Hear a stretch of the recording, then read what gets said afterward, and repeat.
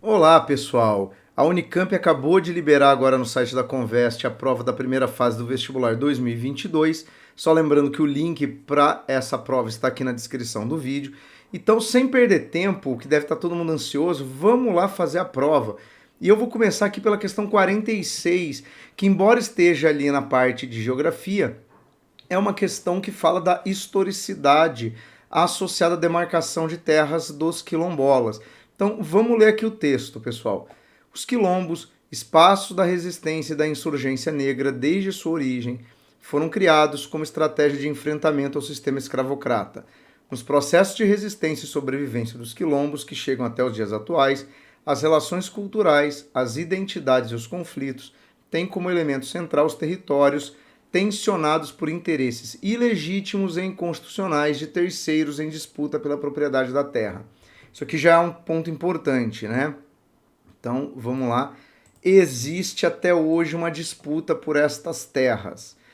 Pouco se divulga que existem atualmente no território brasileiro aproximadamente 3.500 comunidades quilombolas que guardam o sentimento de pertença a um grupo e a um lugar. Estão distribuídas por todas as regiões do país, com destaque para os estados do Pará, Maranhão, Bahia, Minas Gerais, Pernambuco e Rio Grande do Sul. Tá. Adaptado da Coordenação Nacional de Articulação das Comunidades Rurais Negras, quilombolas, Terra de Direitos, Racismo e Violência contra os Quilombos no Brasil. Tá. Bom, vamos aqui ver as alternativas. Por quê? A pergunta diz o seguinte: sobre a demarcação e titulação das terras quilombolas no Brasil, é correto afirmar que teve início. Então, desde quando as comunidades quilombolas tiveram sua propriedade de terra reconhecida pelo Estado brasileiro? E aqui, olhando rapidamente as alternativas, a gente vê que a alternativa A e a alternativa C falam que isso se deu com a Lei de Terras de 1850, ainda durante o Segundo Reinado. E tá incorreto, galera. Por quê? Porque a Lei de Terras realmente funda no Brasil o modelo de propriedade privada, porém não é a partir da Lei de Terras que você tem isso resolvido. Até pelo seguinte, né? Ele aqui vai dizer que você demarcou esses territórios já nessa época, né? E, por exemplo, no primeiro avançou, na segunda metade, especialmente após a abolição. Se isso tivesse acontecido em 1850, nós não estaríamos debatendo essa questão até hoje. Então, muito provavelmente restam as duas outras alternativas, a B e a D, que falam que a demarcação das terras quilombolas começa com a Constituição de 1988, que é a Constituição atual. Mas vamos lá. Alternativa B. Ainda está em curso o processo de demarcação e poucos territórios quilombolas, rurais e urbanos, receberam a titulação da propriedade até o momento. Ou a D. Na década passada, por meio de política pública, foi finalizada a demarcação e a titulação dos territórios quilombolas rurais, ficando pendente a titulação dos quilombos urbanos. O único problema da alternativa D é dizer que já foi finalizada essa demarcação. Por quê? Porque ele aqui fala, ó, no texto, que ainda existem áreas em litígio, ainda existem áreas em disputa, tá?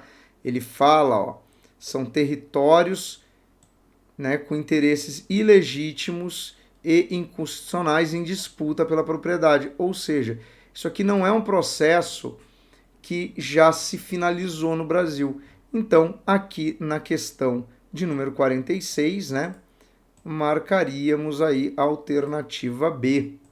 Beleza? Então, essa aqui que estava ali no meio das questões de geografia, mas que tem aí o componente da lei de terras, né? E aí, pessoal, continuando, chegando aqui na questão 49, que traz uma análise de uma imagem, né? Então você tem lá a imagem de Giacomo Borlone de Bruxis, não sei como é que pronuncia exatamente. O triunfo da morte e a reunião dos três vivos e dos três mortos. Tá? Parte superior de afresco na cidade de Closone, Itália, pintado no século XV, né? Então aqui uma imagem que mostra, né, os mortos ali, as caveiras, né, e as pessoas em volta. E aí vamos ao texto, que é bem longo, né? É um texto bem interessante. Então, está lá.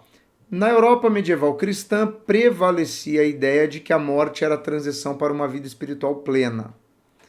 Os ritos fúnebres buscavam assegurar uma passagem organizada para este outro plano e evita-se mostrar o processo de decomposição dos corpos. Ou seja, era uma ideia mais sublime da morte, né, que você tinha na Idade Média até um certo momento. A chegada da peste negra rompeu com essa concepção. De acordo com a historiadora Juliana Schmidt, a doença deixava marcas no corpo. As pessoas morriam de repente, algumas em locais públicos. A ideia apaziguadora da morte na concepção cristã foi substituída pela ideia da morte caótica, causada pela peste. Olha que interessante, né? Ou seja, você deixa de ter aquela ideia sublime, né, e passa a ter uma ideia assustadora, né, de uma morte violenta, inesperada, né, que pode acometer a todos a qualquer momento. As imagens cotidianas relacionadas ao surto da doença passaram a ser representadas no campo das imagens e na literatura, no que hoje se conhece como estética macabra. O que caracteriza as obras macabras é a ênfase dada aos processos de decomposição do corpo, ou seja, aquilo que era evitado anteriormente. A estética é anterior ao período medieval, mas foi impulsionada pela peste negra. Ou seja, já existia essa estética macabra, tá? E ela volta a ganhar força por conta da peste negra, mas incorpora aí, obviamente, a mentalidade do momento, né? E todo o caos causado pela peste. Adaptado de Cristina Queiroz, Pandemia como Alegoria, revista da FAPESP. Então vamos lá. Com base na imagem e no excerto, assinale a alternativa correta. A peste negra, enfrentada pela Europa no século XIV, afetou as representações da morte nas artes visuais, propondo reflexões sobre o potencial das ciências modernas para a resolução da peste à época. A primeira parte está correta. A segunda é que não, né? Porque essas obras da estética macabra, elas não são parte de uma tentativa de compreender os mecanismos da peste e de tentar superar a peste, quer dizer, apresentar algum tipo de alternativa para que se cure a peste ou para que se remedie esse problema. Então, o item A não. Vamos aqui ao item B, que está do outro lado da página. Olha aqui. A estética do macabro, criada na Idade Média, é acionada pelas artes visuais como elemento valorizador da vida, gerando a negação dos contextos sanitários marcados pela peste e pela morte. Olha, muita gente pode ter marcado essa alternativa aqui, porque de fato a estética do macabro tem um pouco essa ideia da valorização da vida, né? Já que a morte está à espreita, vamos valorizar a vida. Mas existe um problema aqui, ó. Não é uma criação da Idade Média. Lá no final do texto, a autora diz que, embora tenha sido revalorizada durante a Idade Média, a estética do macabro é anterior. Então, por isso que não poderia ser a alternativa B, tá? C. A estética do macabro declinou no período medieval, ficando restrito ao ambiente religioso, católico e temente ao juízo final, como apresentar a obra através das figuras dos reis e das autoridades religiosas. Não, porque isso passa a ser uma estética muito difundida, né? Então não dá para dizer que ela declinou. A autora, inclusive, está dizendo que ela tem uma revalorização a partir da experiência da peste. Então, a peste tornou-se referência presente na estética do macabro, que faz alusão a caveiras e cadáveres entre os vivos, compondo um ambiente festivo e aterrador. Aqui, de fato, a palavra festivo pode causar um estranhamento, mas é festivo nesse sentido da valorização da vida, da dança da morte, né? Dessa alegoria meio tragicômica em torno do potencial macabro da doença, tá? Isso daqui lembra muito, para quem ainda não assistiu, recomendo, assistam, né? Um pouco de cultura no pós-vestibular. Assistam O Sétimo Selo de Ingmar Bergman, né? Filme que tem essa questão toda do macabro e tem a dança da morte, né? Com os condenados ao término da história. Mas um pequeno spoiler, mas vale a pena assistir, tá? Então, 49 era a alternativa D.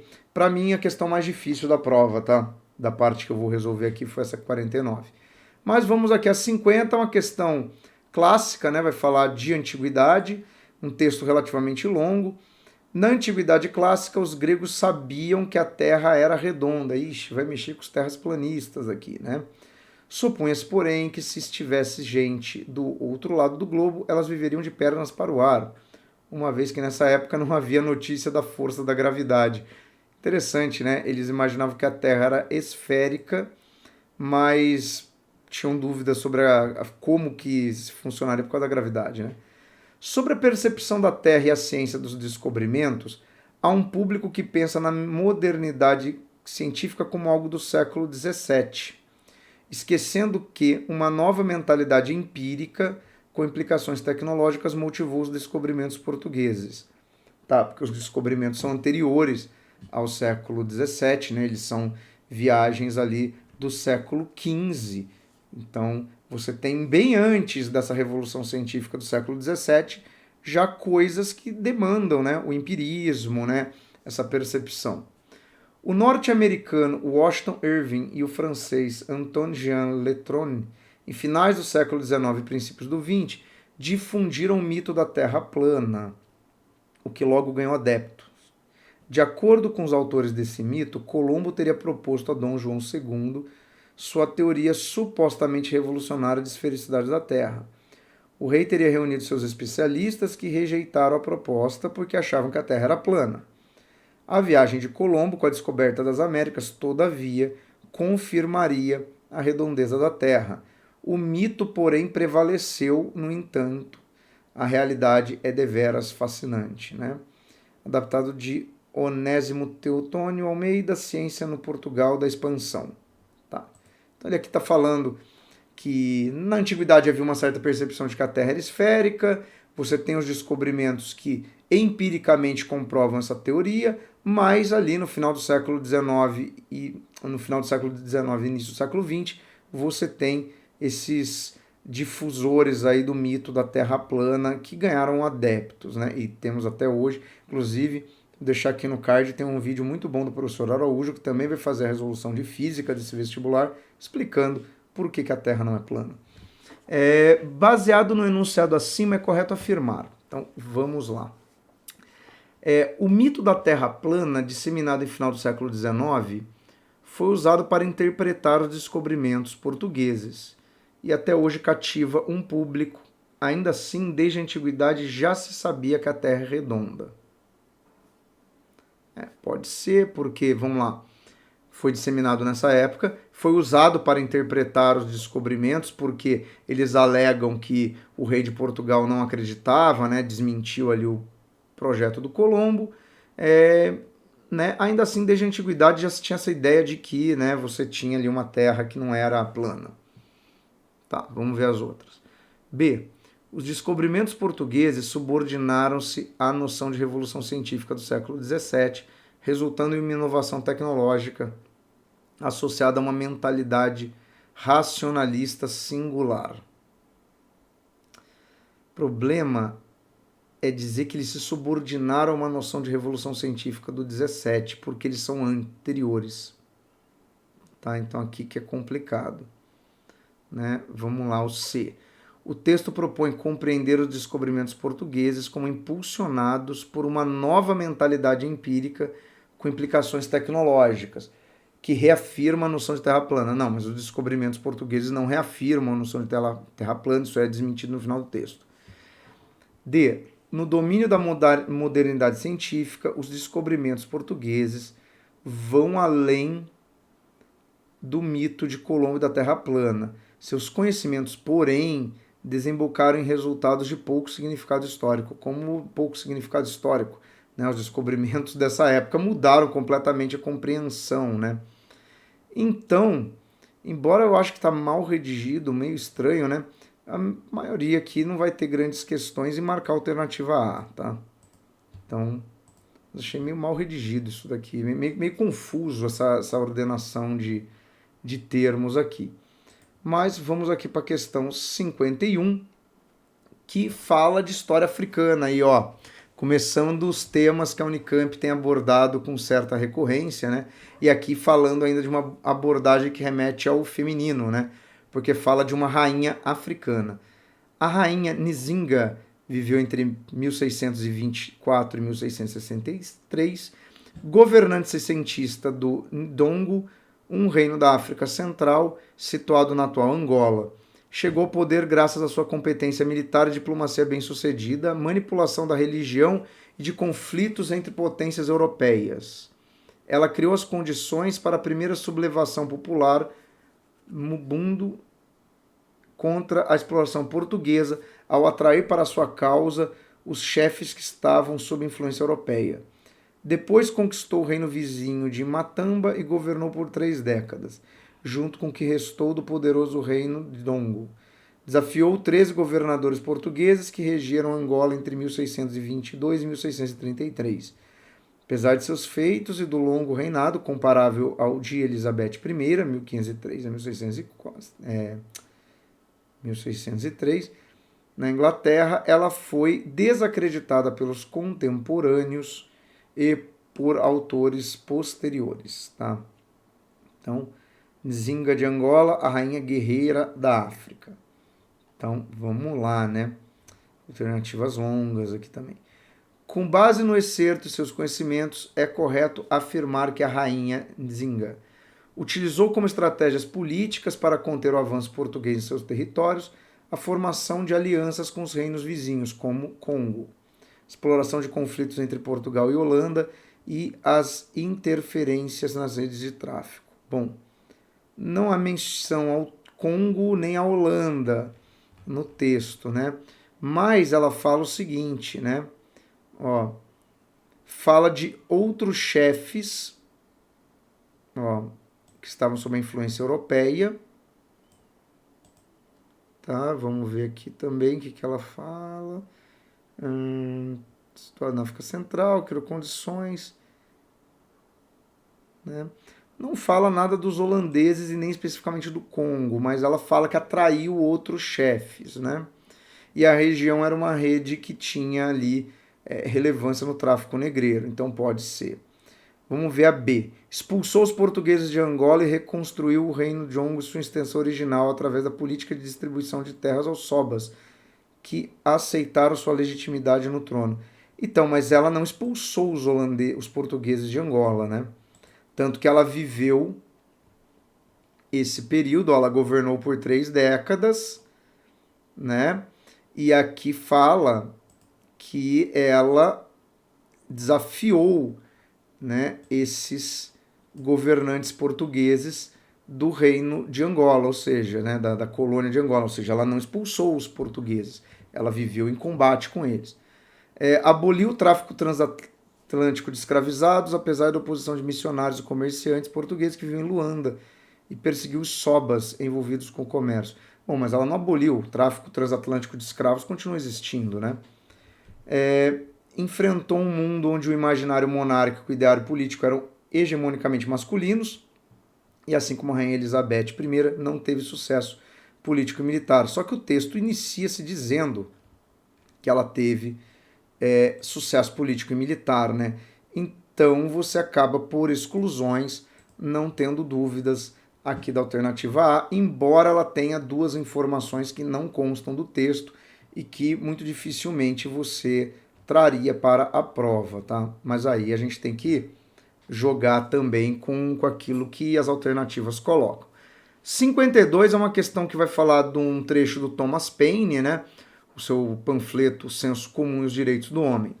Vamos lá. A sociedade é uma bênção, mas o governo, mesmo que seu melhor estado, é apenas o mal necessário. No seu pior estado é um mal intolerável, pois quando sofremos ou ficamos expostos por causa de um governo, as mesmas desgraças que poderíamos esperar de um país sem governo, nossa calamidade pesa ainda mais ao considerarmos que somos nós que fornecemos os meios pelos quais sofremos. Há algo de muito ridículo na composição da monarquia. Primeiro, ela exclui um homem dos meios de informação, mas lhes permite agir em casos que requerem capacidade superior de julgamento. A posição de um rei o aparta do mundo. No entanto, a atividade de um rei exige que ele conheça perfeitamente o mundo. Com isso, as diferentes partes opondo-se de forma antinatural e destruindo uma a outra, provam que essa figura é absurda e inútil. Então, Thomas Paine, ele está criticando a monarquia, tá? Essa questão aqui dá para compreender também como sendo uma referência à filosofia, tá? Porque o Thomas Paine, ele replica o pensamento do John Locke. O trecho acima foi retirado do panfleto O Senso Comum e os Direitos do Homem, publicado de forma anônima em 1776, com autoria assumida por Thomas Paine. A obra causou grande reação pública. A partir do texto das informações fornecidas, é correto dizer que o autor... Então, vamos lá. Apresenta a monarquia como mal necessário e a figura do rei absolutista como absurda e inútil, contudo inquestionável. Paine tornou-se o principal nome contrário à Revolução Americana. Bom, aqui tem duas informações importantes. Primeiro, ele diz que o governo é necessário, tá? Mas ele não diz que o rei é inquestionável. Então isso aqui está errado. Outro detalhe que já nos ajudará na resposta correta é que aqui se traz o tema da Revolução Americana, que está em todas as alternativas. Olha o ano 1776. Thomas Paine e Senso Comum são base para a formulação daquilo que será depois a Declaração de Independência dos Estados Unidos. Então, esse documento não é contrário, ele é de apoio, ele é uma base teórica, tá? Para a independência dos Estados Unidos. Então, vamos a B. Estabelece uma relação direta entre a sociedade e o governo, abrindo espaço para debates acerca do mau governo. Sim. Panfleto escrito por Paine tornou-se uma base teórica para a Revolução Americana. Sem dúvida, alternativa B. C. Demonstra como regimes autoritários favorecem os meios de comunicação. Mas jamais, né? Para que os homens exerçam sua capacidade de julgamento. Não, porque os regimes autoritários são censores. Então não pode ser, né? Considera que as sociedades com e sem governo têm os mesmos benefícios. Não, ele diz que uma sociedade com um mau governo pode muitas vezes ser tão ruim como uma sociedade sem governo. Mas como ele vem do pensamento do John Locke, ele não concebe a ideia de uma sociedade sem governo, né? Então, a alternativa D está completamente errada, né? Então, aqui na questão 52, gabarito B. E vamos lá para as últimas questões aqui. Né? Chegamos na metade da nossa resolução. Questão 53. Não parece ser obra do acaso a preservação da unidade territorial no Império do Brasil, quando comparada à fragmentação política experimentada pelos antigos vice-reinos hispano-americanos entre 1810 e 1825. Em Lisboa, no âmbito da Sociedade Real Marítima e Militar, foram preparadas memórias históricas, corográficas e roteiros hidrográficos redigidos pelos engenheiros militares e navais. Essa documentação serviu à diplomacia do Império Brasileiro nos tribunais internacionais, mas também muniu internamente a organização das expedições de conquista territorial levadas a cabo pelas elites regionais antes e após a independência. Então, vamos pegar isso aqui que é importante, né? Mapas em trânsito, projeções cartográficas e o processo de emancipação política do Brasil. Tá, aqui a questão vai perguntar o seguinte. Bom, o Brasil não se fragmentou territorialmente como que aconteceu com a América Espanhola. Vamos ver o que ele consegue associar aos mapas. Considerando o excerto acima e seus estudos, pode-se afirmar que o processo de fragmentação política da América Hispânica durante o período da independência foi similar ao processo histórico da independência do Brasil. Não, porque nós não tivemos a fragmentação territorial. Tá? B. A Sociedade Real Marítima e Militar, os estudos dos engenheiros militares e navais eram documentos públicos, amplamente divulgados em livros didáticos da época. Livros didáticos da época? Não tem menção alguma a isso. A documentação da Sociedade Real Marítima e Militar foi usada no Brasil na fundação do Estado, ou seja, na independência, que é aquilo que ele fala dos tribunais internacionais, e no reconhecimento territorial da nação. Sim, foi a partir disso que se catalogou o território do Brasil, né, e se conheceu essa ideia. As elites regionais formadas em direito atuaram na formação do território brasileiro, pouco dialogando com os estudos de engenharia militar. Mas o final do texto diz que a elite brasileira usou esses documentos, inclusive, ó, aqui nessas expedições, né, e expansão territorial. Ou seja, questão 53 é a alternativa C, tá? Sem nenhum tipo de dúvidas. 54, olha lá, tinha falado isso esses dias em sala de aula, né? Efemérides, né? A comemoração do centenário da independência em 1922, que para quem fez a Olimpíada de História esse ano foi um dos temas, foi o tema central da Olimpíada, né? Então, olha lá o diálogo entre a Olimpíada de História e a prova do vestibular Unicamp. No início da década de 1920, o Brasil se preparou para celebrar os 100 anos de sua independência na Exposição Internacional do Centenário da Independência do Brasil. Sim, aquelas feiras internacionais, exposições internacionais, se realizou no Brasil, tá? Em 22. Um dos seus momentos simbólicos mais significativos ocorridos na cidade do Rio de Janeiro, entre 7 de setembro de 22 e 2 de julho de 23. O evento mobilizou grandes recursos financeiros e foi responsável pela reordenação do espaço urbano. Parte da reforma urbana, tá, foi visando isso, tá? Os aterros, teve uma reformulação ali de parte da cidade. O Estado, por meio da comissão organizadora do evento, incentivou pela primeira vez a realização de documentários fílmicos, né? O uso ali de filmagens e tal. Adaptado de Eduardo Moretim, um apóstolo do modernismo na Exposição Internacional do Centenário, Armando Pamplona e a Independência. Então, vamos lá falar do centenário da independência.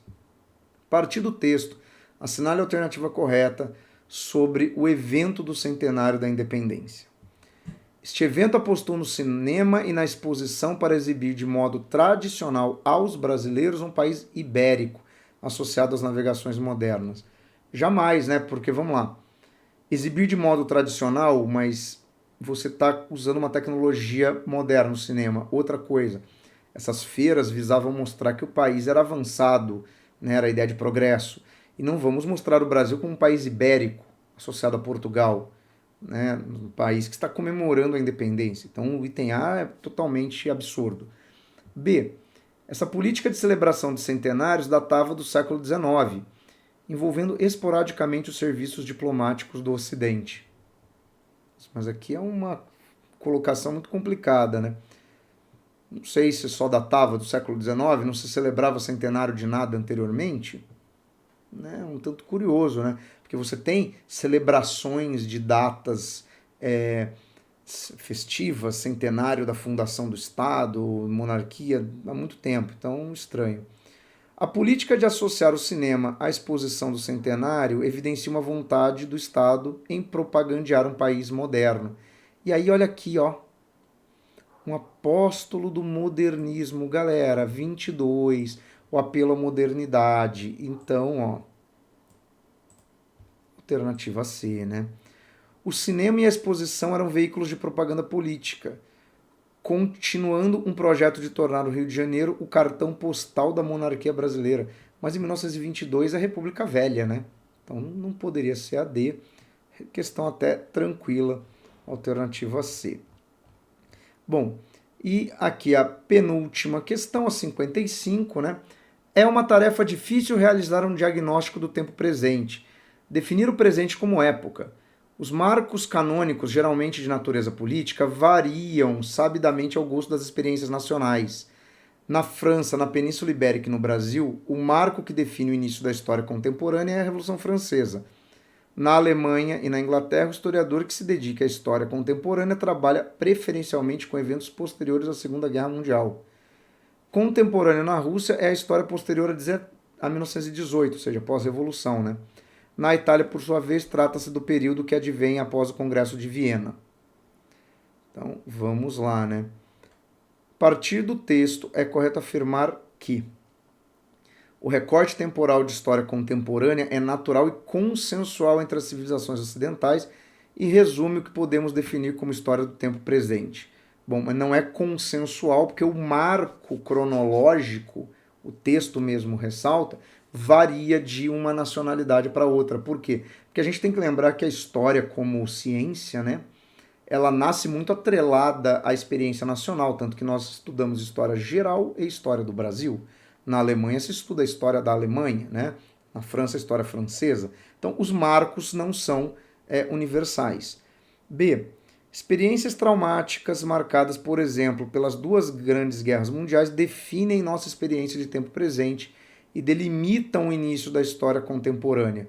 Não, isso é válido para a Alemanha e Inglaterra, né? Não é válido, por exemplo, para França, não é válido para a Rússia, não é válido para a Itália, só citando os exemplos que estão no texto. Então, vamos ali a outra página. C. As balizas cronológicas da história que definem as periodizações usadas pelas grandes narrativas históricas e livros escolares são de natureza política, variando de acordo com as experiências nacionais. Aí sim, né? Então, alternativa C.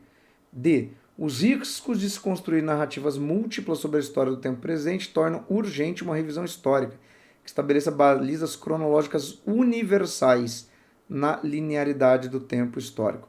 Bom, o autor não está ressaltando uma necessidade de uma universalidade nisso e também isso não teria sentido pensando nas histórias nacionais, né? Você tem que usar marcos que dialoguem com o objeto que você está estudando. E aqui vamos à última questão, tá?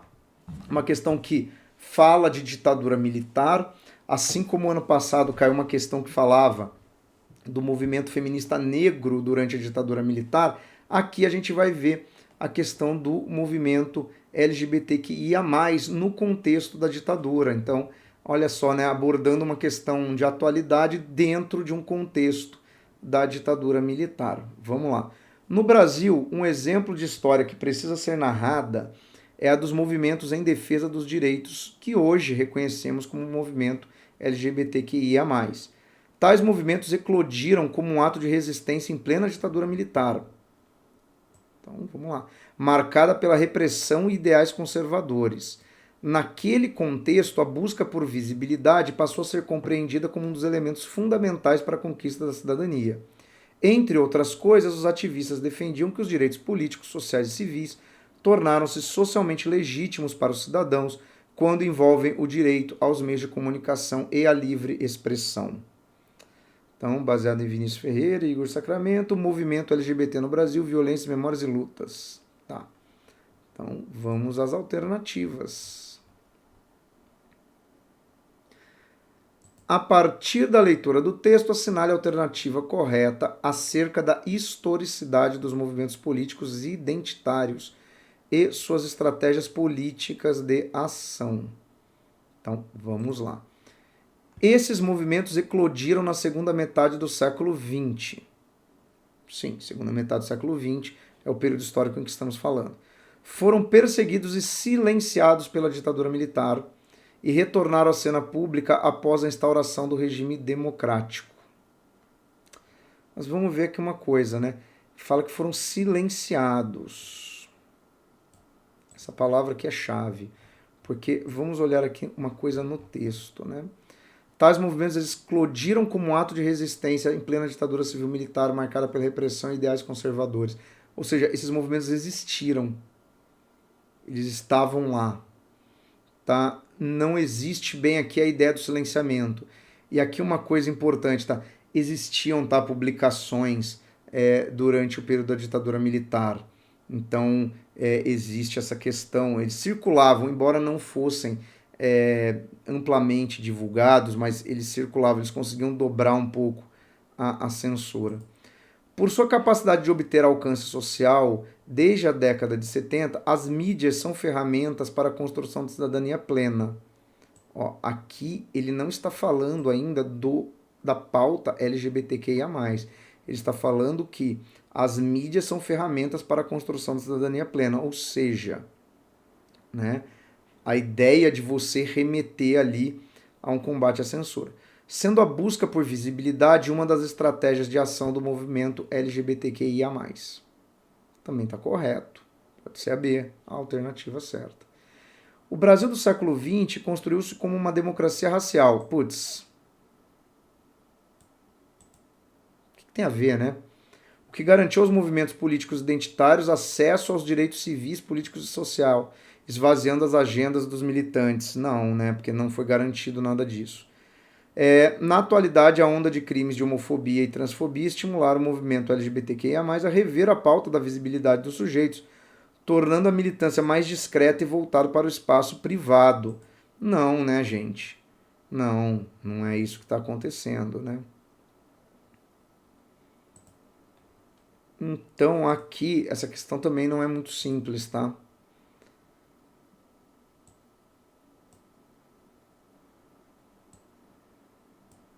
Mas dialoga melhor com o texto. Alternativa B. Beleza? Então, vamos ficar com ela. E, pessoal, eu vou deixar aqui ao lado o link para outras duas resoluções, tá? De física e de português, feita pelo Manga e pelo Araújo, tá? Então, depois de ver aqui, pula lá no canal deles e dá uma olhada. Belezinha? Fora isso, pessoal, põe aqui na descrição se foi bem, o que você achou, se tem alguma dúvida, que aí eu comento depois, tá? Fora isso, galera, bom descanso para quem fez a prova hoje, para quem está vendo esse vídeo em outro dia, um abraço.